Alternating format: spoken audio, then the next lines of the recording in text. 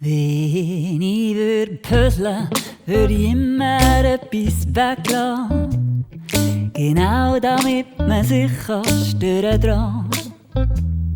Wahrscheinlich würde es so sonst so gehen, weil ich bis am Ende nicht mehr Anteile habe.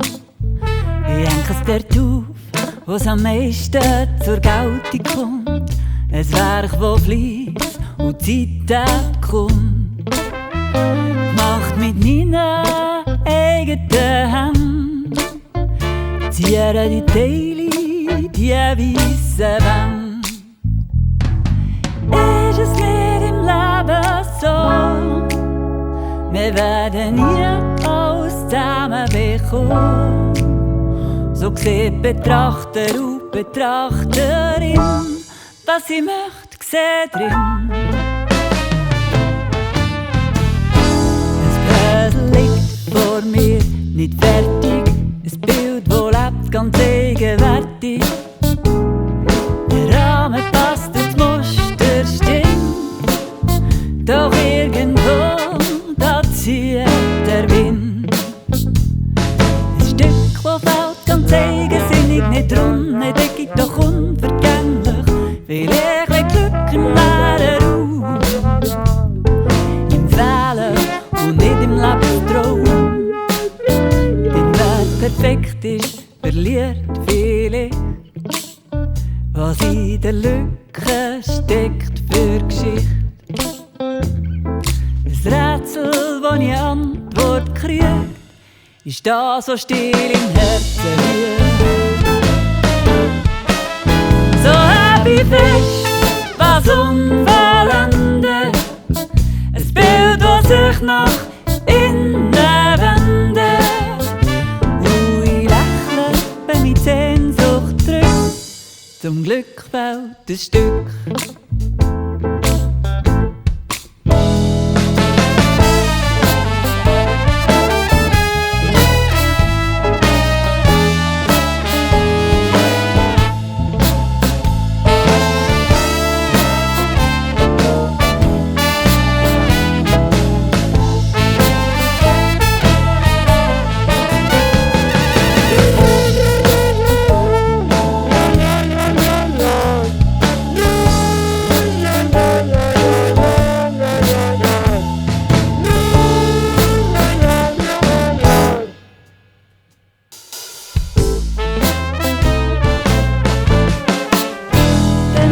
Perfekt ist, verliert vielleicht, was in der Lücke steckt für Geschichte. Ein Rätsel, das ich Antwort krieg, ist das, was still im Herzen liegt.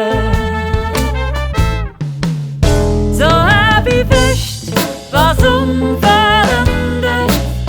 Ein Bild, das sich nach innen wendet. Sehnsucht drückt, zum Glück fällt ein Stück. Denn wer perfekt ist, verliert vielleicht, was in der Lücke steckt für Geschichte. Ein Rätsel, das ich Antwort krieg,